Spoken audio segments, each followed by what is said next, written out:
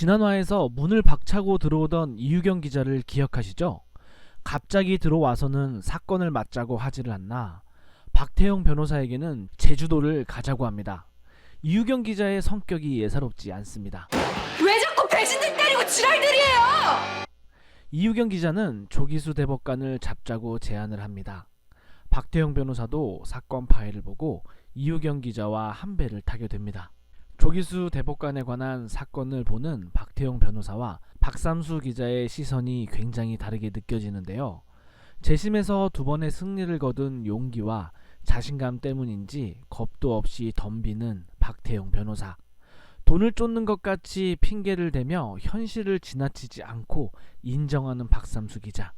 같은 사건을 두 사람의 직업적 특성에 의해서인지 명백하게 다르네요.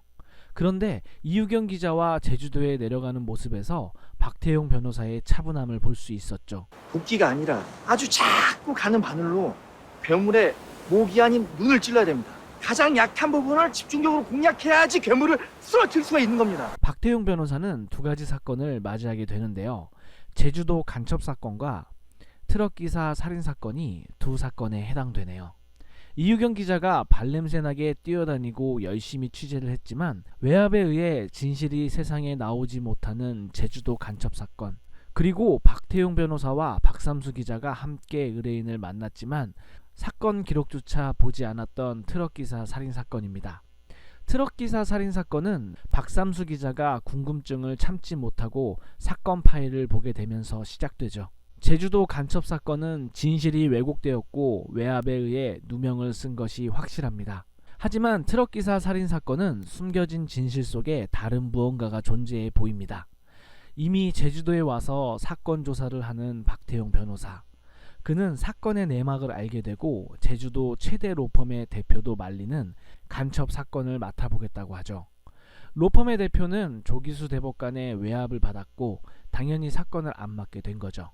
한편 트럭기사 살인사건의 내막을 사건 기록을 통해 알게 된 박삼수 기자도 움직이기 시작하며 피의자에게 접촉을 시도합니다. 하나씩 연결고리가 생기고 어떤 확신에 차서인지 당시 진범을 잡았다던 반장을 찾아가게 됩니다. 오성시 3대 갑부로 통하는 한상만 형사.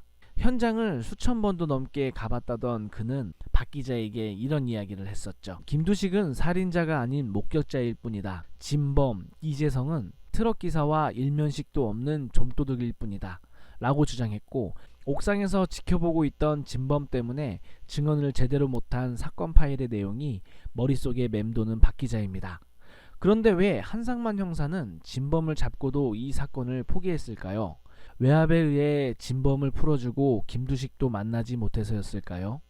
한상만 형사의 말로는 2002년 사건이 발생했고 2005년에 한 형사가 진범을 잡았으나 김두식은 못 봤다. 봤다면 왜 그런 몽타주를 그렸는지 이렇게 말했죠. 어쩌면 김두식의 증언 기록에 있는 내용은 사실이 아닐 수도 있다는 생각이 듭니다. 옥상에서 지켜보던 2 사람은 지금 현재의 동생 2명이 아닐까요?